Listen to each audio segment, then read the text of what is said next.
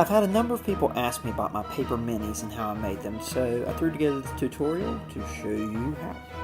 Pixlr Editor is a browser-based photo editing tool. It's very similar to Photoshop. The great thing is, since it runs in your browser, you don't have to download any software, and it is completely free. It is ad-supported. There are ads that show up every now and then, but they're not very obtrusive, so I actually like this program and use it quite a lot. We're going to start by opening up a template of medium and large size creatures. This is a template I've made. I'm going to share the link to it down in the description. So I'm going to find my template. There it is, medium and large template. If you look closely at this template, it has space for medium creatures up the top and some large ones at the bottom. The way these work is each one of these is an individual mini.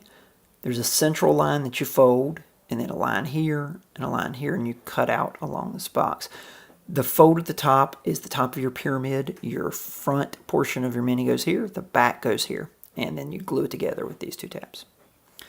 So, we're going to start by making a large mini. So I'm going to go down to these templates. And the best place to go look for it, I found, is honestly Google image search. I typed in owlbear, I got all the owlbears in the world. There's some things to look for. You don't necessarily have to worry too much about size because we're shrinking these down so much that even a small picture like this would work if you wanted to go with old school owlbear. I'm going to look for something different. I really like this guy, but the background is very complicated. So nice piece of art wouldn't be good for mini because we need to isolate just the creature itself. Instead, I'm going to go something with a white background like this guy, or maybe this guy, or this guy. I like him. So I'm going to click through to View Image. There he is. I'm going to right click and save that image somewhere, in this case to my minis file. And I'm going to retitle it because we will be looking for it in a minute, so I'll just call him Owlbear. So my Owlbear saved. I can close this tab out and I can switch back to Pixlr. At this point, we're going to hit the minimize button and shrink this down. And we're going to open a new image. We're going to open our owlbear so that we can get him copied. So there's our owlbear. At this point, we need to cut him out from his background to make things work a little easier. You could grab the lasso tool and try to draw around him, but let's face it, if you're ever trying to do that, it's a pain. And it never works quite right. Instead, I'm going to use the magic wand. And the magic wand's a very interesting tool. It tries to select and highlight around an area based on the color that you click. So if I click here, it's going to try to very carefully get just that shade of purple in that contiguous area. That's not going to help us very much because we could click on this owlbear all day long and never get the whole thing. So what can we do? Well, we can actually go out here and click in the white. Now, it looks like mission accomplished, right? We've got a nice outline around the owlbear, but in reality we don't, because as you can see, there's also a dotted line out here. What we selected is all the white around the owlbear. We need to actually have the opposite thing selected. Luckily, there's a command for that. It's over here in Edit, and it's called Invert Selection. So once we invert the selection, now we have nothing but owlbear selected. Now, I'm going to copy this by doing Command-C, or if you're on a PC, Control-C. And we're going to leave the owlbear up just in case we need him again, but we're going to go back to our template. And now we're going to paste. And we have an owlbear. But if you notice, he's too big. He's way too big to fit. So in the next step, we're going to shrink him down to the right size.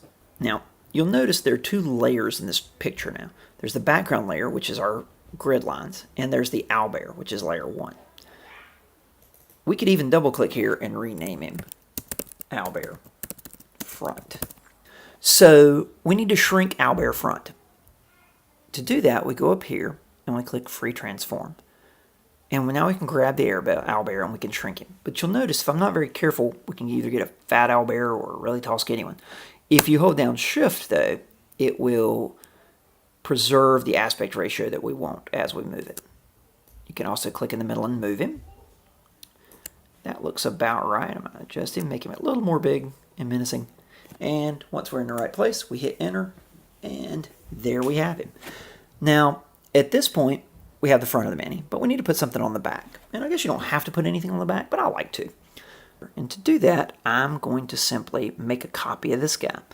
Now what's great is, since we're dealing with layers, and this one layer has nothing but owlbear, I can just draw a very rough selection circle with the selection tool, copy it, and paste it, and I have another owlbear. And I can grab my move tool, move him into about the right place, and then go up here to the layer tool and say flip layer vertical. And now I have a perfectly reflected owlbear. Some people stop here, and that's perfectly fine if that's the way you like it. I don't, because it looks like I have an owlbear that has two front sides. Some people just erase and leave the back blank altogether, and that's how they tell what the back is. But I've found a new technique recently that I like, and what it is it's just coloring this whole section in. To do that, we'll need to use the magic wand tool again. But when we click, we run into the same problem we had before, which is the program's trying to be too smart, and it's trying to just highlight that particular shade that I clicked. What we really want here is just anything that's colored to be highlighted. So what I'm going to do is I'm going to go jack the tolerance up. This is a way of telling the program, I don't care what color you select. Now, I will need to get rid of this selection, and a good way to do that is just to take your rectangle selection tool and just click once. Okay, so here I am. I'm going to click the owlbear at 140 tolerance, and that's much better. I only have owlbear selected. At this point, I can grab a dropper and get a color, and I kind of like the purplish hue. So I'm going to click around until I find about the right color. A little light. Let's go a little lighter than that. That looks good. Now I can grab my paint bucket, click inside the dotted lines, and now I have a grayed out owlbear. Don't really like that color after all, so if you want to change it, you can. I'm going to go, let's get a little bit darker. Click his ear. There, that's better. So I can go and fill this in again. Much better.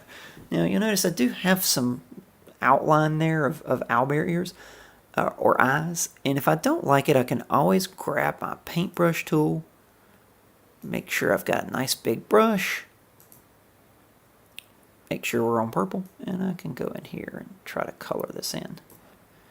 I can also, and I can unclick the selection, grab that paintbrush, and go and color some of that in if I don't like it. At this point, remember, these are going to be fairly small, so at this point I'm really just being very detail oriented. And there we have it. We've got a owlbear and the back of an owlbear. You can print this directly from Pixlr. I prefer to save it. You can save in either JPEG or PNG. I'm going to rename this guy Lonely Owlbear, and I can save it to my minis. One thing that's neat is that you can open the same file back up later and use it as your background layer and layer more minis in the blank spots. That way you can kind of keep it and just build them up as you decide what you want to make, and then print it out when you've got a full sheet. Or you can print it when you have one, depending on what your needs are. Hope this tutorial's been helpful. If you have any questions, please drop them down in the comments. Thank you.